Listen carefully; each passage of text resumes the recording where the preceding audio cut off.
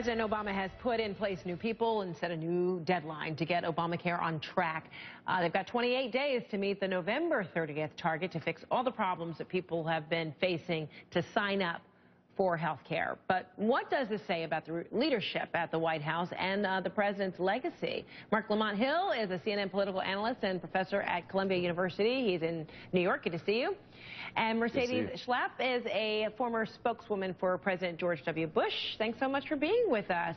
Thank you for having us. Okay, so the president says he's responsible for getting the website working efficiently. That, as we now learn, only 6 people enrolled on the first day. I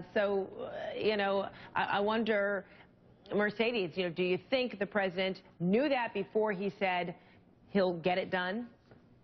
Well, we don't know. At this point, what we do know is that obviously it's been an embarrassing week for the president. The president is trying to make ground in terms of explaining why the launch was so dysfunctional, so messy, and the fact that he said he didn't know about the site. But it doesn't make sense when you think that it's his most important legislative accomplishment and really part of his legacy, and the fact that he wouldn't test drive it before it would go out to the public. So again, I think it's very disappointing to see what has happened with the president in him not really being the lead, Secretary Sebelius, to make sure that the system was ready October 1st, ready to take on the massive volumes, the 4.7 million people that viewed it the first day, but yet we only got 6 people to enroll that day. I mean, that's just, I think, an embarrassment for the president. It really is a terrible embarrassment. I think everybody would agree on that one, Mark. Do you think the White House is seriously worried about the real feasibility of the president's law working at all? Not just in time, for these deadlines, but just period. No, absolutely. First of all, everyone concedes that this is an extraordinary embarrassment. I don't concede that the president knew. He's not the webmaster in chief. There are people under him whose job it is to make this work. The buck stops with him, but I doubt that he knew it and still moved forward at the same pace and speed. As far as it being a sort of referendum on health care itself, no, I strongly disagree. Obamacare cannot be reduced to the website, and in many ways it already has been successful. All the people who were not in the health care line who are in it now, it's been successful for them. All of the people who now have pre-existing conditions that get covered, it's successful for them. The people who can now be covered up to 26, it's successful for them. Even the people who have been forced to take new plans that are now cheaper and actually fit consumer protection standards, it's better for them and it's functional for them. So Obamacare is working in many ways, but this website is a mess. The Obama administration has to get it right by November 30th, but I think they will. But I think it's extremely slippery logic to think that somehow because the website didn't work for the first 30 days or for the first few weeks, that somehow Obamacare doesn't work. And I would say to anyone who makes that argument, if the website had worked perfectly, would the right suddenly be saying, oh my God, Obamacare makes sense, universal health care is now a good idea? Of course not. It's not reducible to the website. You think this just makes it easy, the fight on whether this health care plan really has merit has just been made easy for the naysayers? Low-hanging fruit. All right, so let's talk about legacy then. The president's legacy is defined in large part, likely, by this health care effort, and that's whether it's effective or not. So, Mercedes, is this White House, in your view, in trouble? Yeah, absolutely. I mean, just this week he made the oversimplified statement, trying to defend his oversimplified statement that if you like your health care, you can keep it. Well, in fact, 10 million people are likely to lose their health care, the ones that they picked. And he called it, quote unquote, substandard plans. Well, for many of these people who did the research, they really thought that this was the best plan for their families.